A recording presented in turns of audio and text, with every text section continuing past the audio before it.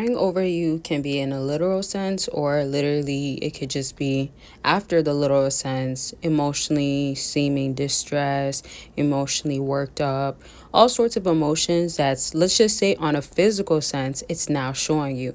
So when a woman starts crying over you, look at it as in like the mental state is gone. So the mental stability was in place, the mental helpness where she was holding herself back from reaching out. She was making sure that she wasn't in contact with you.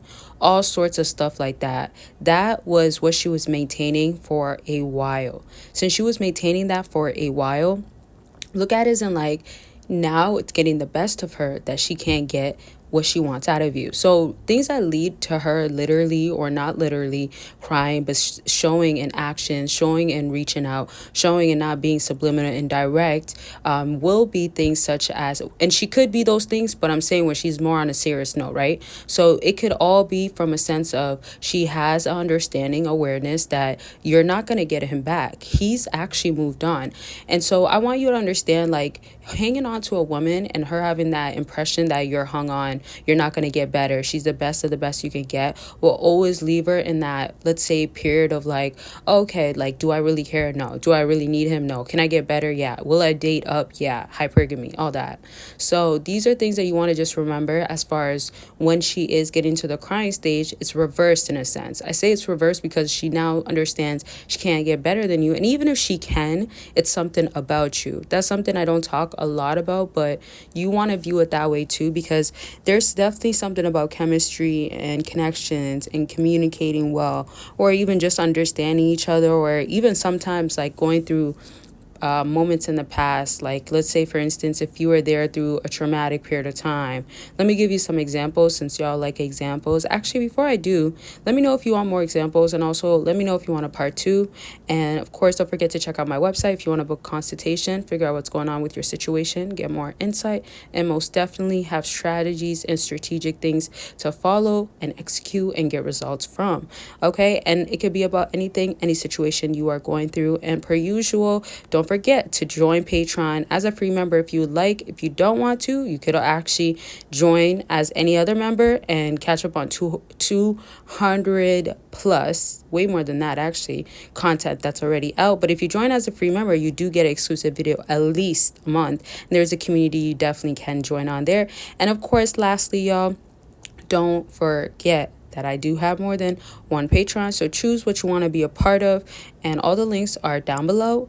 And let's get back to the video. So examples. Example can be, let's say, if this is just honestly so random. So I'm going based off of what comes to my mind when I think of like a woman now dependent on you. So she used to get kicked out of her parents' house and she would call you up. Let me give you a different example if she lives on her own or she lives with roommates or something. So it might not be necessarily she calls you up when she gets kicked out, but if she goes out, she has like a wild night. I want to say drunk night, but like just a wild night, just a night where she had fun with the girls. And now it's like, oh, I want to go spend time with my boo. Whether you guys have a thing going on, had a thing going on, or are in a serious stage, what can happen from her saying that is she always had that dependency, or let's even say codependency, on now wanting to run back to you. With that being said, that is one crucial aspect to when she's realizing that's out the window. Apart from what I said in the beginning, as far as like seeing that value that you have, now recognizing it, and now it's hitting harder because you're actually gone. So apart from that, it is also things that, of course, you've done, right? Because if we're going to talk about how a woman could have taken you for granted, got used to the comfortability, and was acceptant to this is what I should be getting, which leads to entitlement, let me also make you understand it in this way. Just think about how girls get hit on all the time. They're used to guys wanting them or giving them attention, all that sorts of stuff. So then that would lead me to, if she's used to that and now it's carrying out onto what she has with someone, aka you, she got used to those type of treatments. This is why when I do consultations, I always tell fellas, like, don't look at space as it's like a scary thing, or I can't help myself, I'm gonna like, feel like she's done with me, it's taking too long.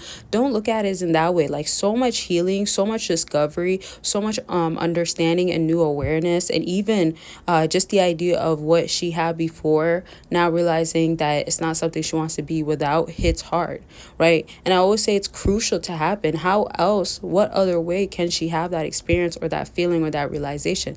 There is no other way.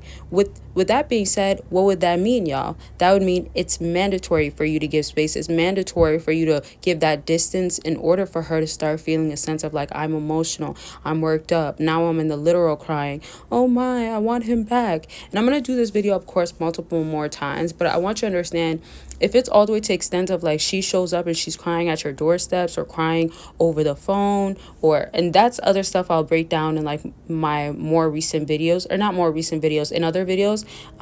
Just be on the lookout, y'all. And I just want to say this, especially for people that are watching up until this point, and especially for people that watch all the time. I'm going to be doing a mix of my face and audio. You'll see maybe periods of time where it's really a lot of my face, and then maybe it's less audio. It just depends also, because like right now with the holidays, with a lot going on, sometimes I don't have enough film videos, and also I'm running out of storage a lot quicker. So when I do audios, they're actually a lot more easier and don't take up so much storage. So it's a matter of balance. And also I drop a lot, if y'all haven't realized, but I also film a lot. So you see what I mean? Like, it's like making it work. Okay. So just to give you a heads up. Now, to get back to my point of knowing that she can cry in multiple different ways, whether it's on the phone or not, or in person, or the begging, right? That's another thing that you can notice that could happen. It's all coming from a sense of needing you, and it is desperation. How I want you to view it is that it's like, oh no, I'm finally, or not finally, but oh no, I'm really now about to lose him. And then when it's more intense, oh no, he's gone, he's out of here, this sucks, I hate this feeling, I don't like this feeling, right? So all of those emotions become a combination of what she does not want to be feeling, of course, with you. Now, if she hasn't sat through those emotions of like, this is not a great feeling, and then it turned into like, I don't want to keep doing this, I don't want to keep feeling this, then y'all, of course not, she would not want to keep, let's say, having this keep happening. Of course not, she would not feel like this is a good, pleasant feeling. Of course not, right? So this is just me, in other words, trying to tell you or have you understand that you have to view it as like, oh, okay, if I have to do what it takes, then I'll do what it takes. You have to view it as in like, I don't maybe necessarily, and some of y'all don't care at all, but I don't necessarily want to see her hurt or emotional like this over me or worked up, but it needs to be done. And remember, it's her actually letting emotions flow out instead of trying to block it and portray like it's not hurting her, it's not getting to her, all sorts of stuff. All right, so I'm basically going to just leave this video at this. I do, of course, have so much more to elaborate on. As I said, some of what I've talked about today will be in other videos as well. So most definitely be on the lookout.